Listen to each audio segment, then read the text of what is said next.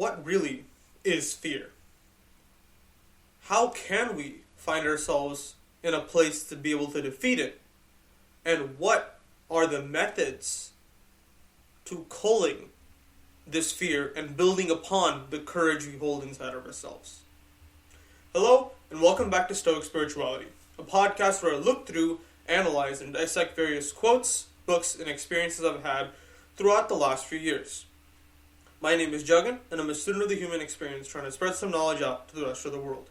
And so this episode is going to be dedicated to uncovering a bit more about fear and its counterpart, courage.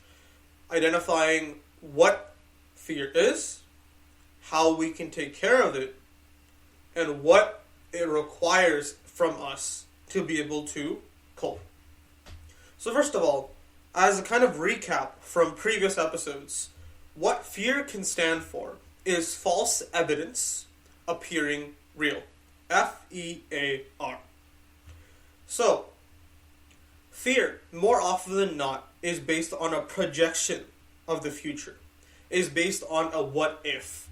It's based on a judgment or something that another person can level toward us, or a result that may or may not happen. And while fear, biologically, is a good thing, for example, if your hand touches a hot stovepipe, the next time you'll be a little more inclined to be careful around fear of burning yourself from the stovepipe. However, a lot of the times that we find ourselves in this realm of fear, it's more irrational than rational. It's based on many things that will not occur, but our brain projects as a very likely reality. So, how can we address, attack, and deal with this fear that we face on a daily basis? First is to explore our impressions. So a lot of how fear comes through is we take an impression, a projection, a scenario we generate in our heads, and we make it seem very, very real.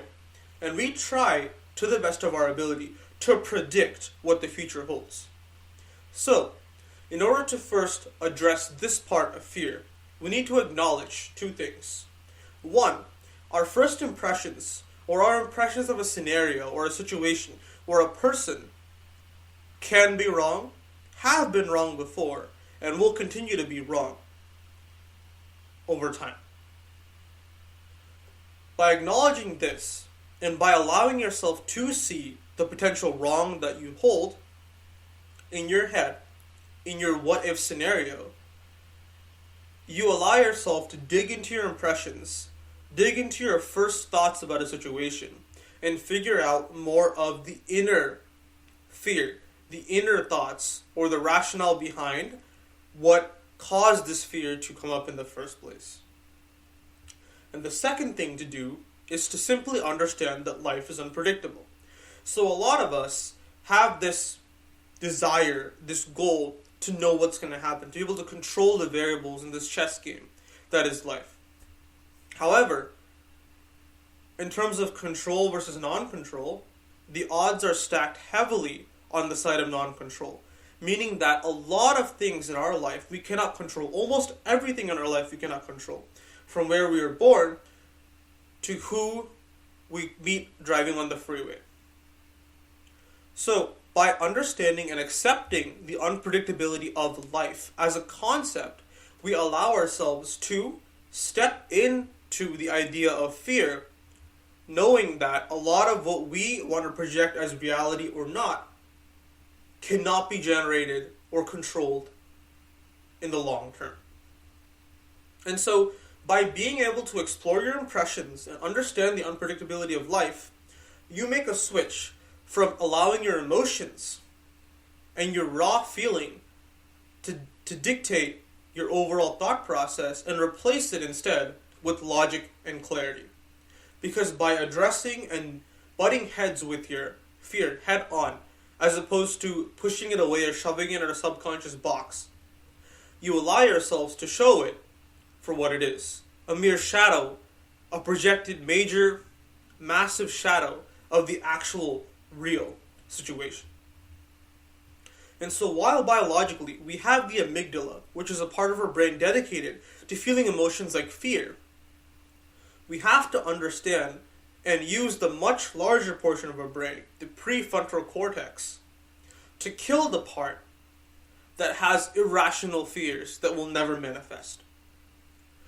Just think about the last time you had an inordinate fear of something happening, of a situation occurring, or a person doing something to you that you projected as what was going to happen. And more often than not, it didn't end up happening. It ended up happening on a much better scale than you expected. The person was much kinder than you expected.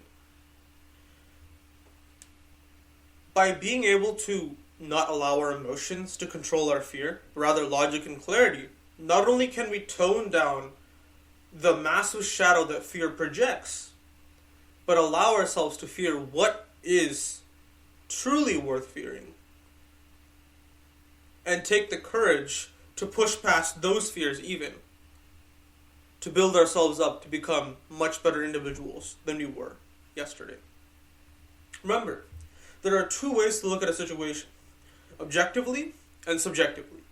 Two broad ways, rather. Not necessarily specific ways, but two broad methods of looking at a situation.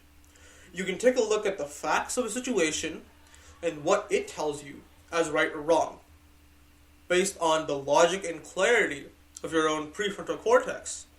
Or you can look at it subjectively, allowing your amygdala and other automatic parts of your brain to dictate what is right or wrong, good or bad, fearful worthy or non-fearful worthy. So by using your prefrontal cortex, your logic brain, you call the fear, you see the facts that you like to see, not what your enemy hopes you do. And you build up a better sense of fear and what it really is, and what we can use our courage to cull in the future.